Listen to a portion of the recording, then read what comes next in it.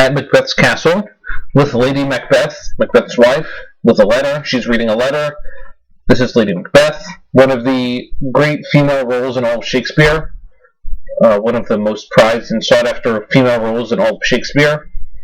So first she's going to start by reading this letter that she's received, and I'm just going to let it play. It's mostly summary. We'll talk about bits and pieces, but let's just let it play and then we'll talk.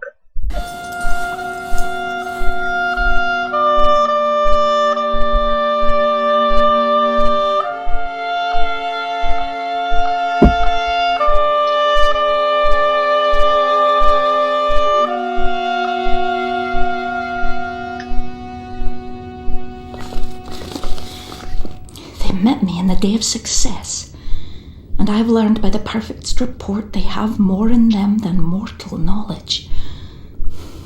When I burned in desire to question them further, they made themselves air, into which they vanished.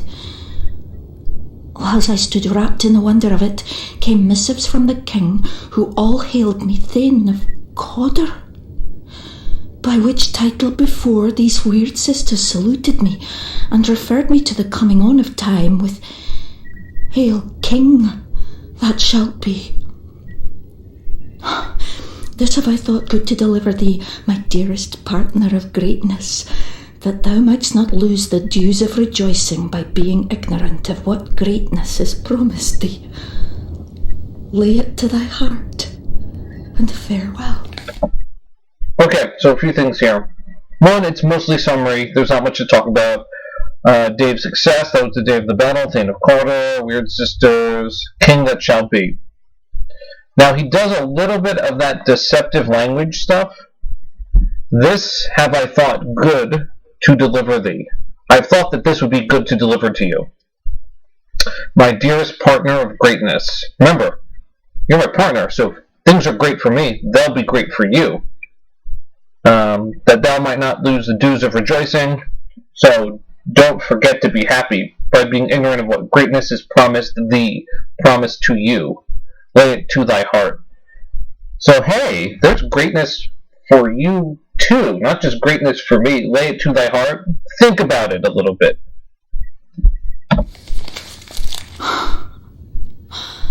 Glamis thou art, and Cawdor, and shalt be what thou art promised. Well, you're Glamis, you're Cawdor, and you'll be the third one too. Yet do I fear thy nature. It is too full of the milk of human kindness to catch the nearest way. That's a powerful line. Yet I do fear thy nature, like your human nature. It is too full of the milk of human kindness to catch the nearest way. So, generally, who drinks milk?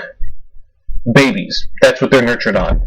You were fed, you're too full of milk of kindness. You were fed with too much kindness to catch the nearest way. She's not done either. What's the nearest way, the quickest way to be king? To kill the king. Thou wouldst be great. Art not without ambition, but without the illness should attend it. So, you will be great. Art not without ambition. It's not that you don't have ambition. You have ambition. But without the illness should attend it. But you don't have the illness to get what you need to get. You don't have the wickedness, the terribleness, the evilness of soul to do this, what needs to be done. Catch the nearest way. What thou wouldst highly, that wouldst thou holily. Wouldst not play false, and yet wouldst wrongly win. So, you don't mind winning, but you wouldn't play false. Like, you're not going to even cheat, do something deceptive for this.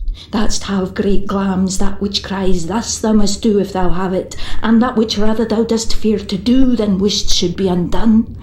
And if you don't do this, it shall make you undone. Hie thee hither, that I... Hurry thee hither, hurry you here. Syntax then, you, hurry here. Pour my spirits in thine ear, and chastise with the valour of my tongue all that impedes thee from the golden round, which fate and metaphysical aid doth seem to have thee crowned withal. Alright, so hurry up here, that I may pour my spirits into thine ear, So spirits is an old way of saying alcohol. So you might see a store, wine and spirits. So I may pour my spirits into your ear, which is another way of saying poison. Let me poison you with my words, valor of my tongue. So those are my words. All that impede, hold you back from the golden round. The golden round is the crown, which fate and metaphysical aid doth seem to have crowned the crown with overall, the crowned with all. So yeah, fate has already crowned you. Let's just make it happen in the real world. And then messenger enters. What is your tidings? The king comes here tonight. Thou'rt mad to say it. Is not thy master with him, who wert so would have informed for preparations? Messenger says, "Oh, by the way, the king's coming." What? You're crazy, huh? Please you, it is true. Our Thane is coming. One of my fellows had the speed of him, who, almost dead for breath, had scarcely more than would make up his message. Give it. And by the way, Macbeth is on his way. He was able to give this message to someone else, but he's on his way too. Tending. He brings great news. And now, another great soliloquy from Lady Macbeth. So I'm just going to let this play, and then we'll talk about the important parts when it's over. So you can have the effect of kind of listening to it without me jumping in. The raven himself is hoarse that croaks the fatal entrance of Duncan under my battlements. Come, you spirits that tend on mortal thoughts, unsex me here, and fill me from the crown to the toe, top full of direst cruelty. Make thick my blood, stop up the access and passage to remorse, that no compunctious visitings of nature shake my fell purpose, nor keep peace between the effect and it. Come to my woman's breasts, and take my milk for gall, you murdering ministers. Wherever in your sightless substances you wait on nature's mischief. Come, thick night, and pall thee in the dunnest smoke of hell, that my keen knife see not the wound it makes, nor heaven peep through the blanket of the dark to cry, hold, hold. Okay. Kind of messed up, so let's look at that. The Raven, it's Horus who quotes the fatal entrance of Duncan. So this Duncan showing up here will be fatal. She's thinking of murder. Under my battlements. So she says my. This is my castle, not yours. This is mine. Come, you spirits. So she's calling out to nature, the spirits. Tend on mortal thought. Unsex me here. So when she says unsex me, she does not mean gender reassignment surgery. She means, in terms of spirit, the internal. Make me not a woman when I am. Fill me from crown to the top toe, from head to toe. We still say that. Full of direst cruelty. So I guess I need to jump in and say this here. There's this thing that exists in Western civilization. It's all over Shakespeare, that overwhelmingly women are more ethical, more virtuous than men. Being evil is a manly thing, not a female thing. And overwhelmingly,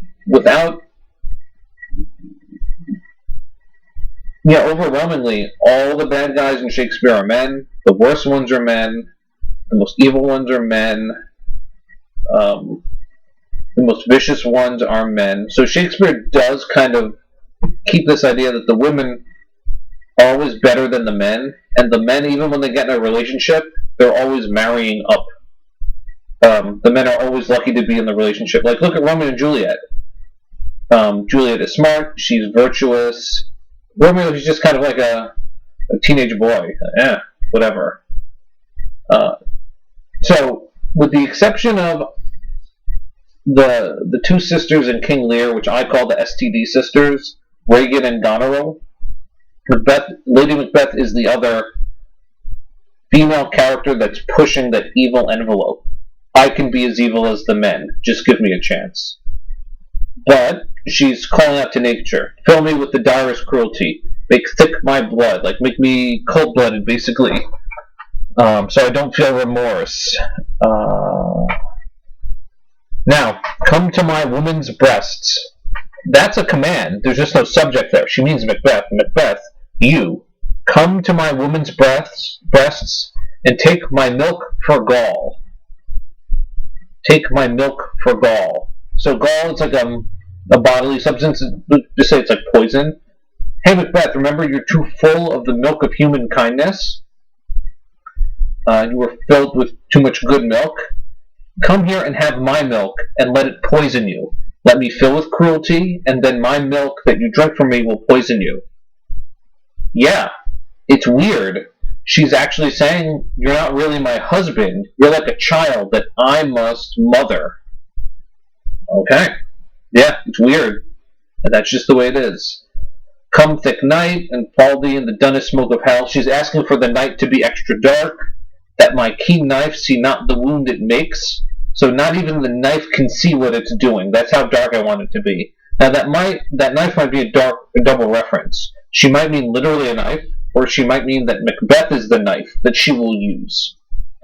Nor heaven peep through the blanket of the dark and cry, hold, hold. So even heaven, the heavens, can't even see through the darkness. That's how dark I want it to be, to cry, hold, hold. She knows she wants to kill a king. That's unethical. So she doesn't even want heaven to jump in and stop. Or wants it so dark that heaven can't even do that. And then, spoiler alert, Macbeth shows up. Here we go. Great glams! Worthy Coda! Greater than both by the all-hail hereafter. Thy letters have transported me beyond this ignorant present, and I feel now the future in the instant. Your letters have transported me beyond this ignorant present. I feel now, I now feel, that's the syntax, the future is in the instant. I feel the future has already happened, like you being king has already happened. Dearest love, Duncan comes here tonight. And when goes hence? Tomorrow, as he purposes. So Duncan's coming here tonight, but he's leaving tomorrow. It's probably already night or close to night, so he's leaving in 8 hours, 6 hours. He's going to come, have dinner, and then leave at sunrise, probably. Or close to sunrise. And then Lady Macbeth. Oh, never shall sun that morrow see. Your face, my Thane, is as a book where men may read strange matters. To beguile the time, look like the time, bear welcome in your eye, your hand, your tongue, look like the innocent flower, but be the serpent under'd. Okay. Your face is a book where men may read strange matters. You're a bad liar. I can look at your face and know that something's up. You need to become a better liar. It's kind of like what Duncan said, there's no art in judging someone's face. She's saying, Macbeth, you're a bad actor. Look like the time. Bear welcome in your eye, your hand, your tongue. So what you do, you say how you look, bear welcome. Look like the innocent flower. So look like a flower, but you're the serpent under it. Serpent is a snake, and they totally would have thought of Satan at this moment, Shakespeare's people. So you're the flower, so when someone leans over to sniff the flower, what do? You jump out and you bite. Be deceptive. He that's coming must be provided for, and you shall put this night's great business into my dispatch. So that's great understatement for talking about murder. And I don't think she's doing the kind of, if someone catches us, because they're in their own castle now, no one's going to rat them out. I think she's not open about what they're going to do, not super open, because she doesn't want to admit the guilt. He that's coming must be provided for. Oh, you mean killed? No, that's the head of the mafia. Oh, provide for him. And you shall put this night's great business into my dispatch. This night's great business, put it into my dispatch. Let me take care of tonight's business. I'm taking care of it, Macbeth. Remember, You're too full of the milk of human kindness. You can't do this, but I can. Which shall to all our nights and days to come give solely sovereign sway and masterdom. And this will give us mastery of the future. We will speak further. Only look up clear. To alter favour ever is to fear. Leave all the rest to me. Leave all the rest to me.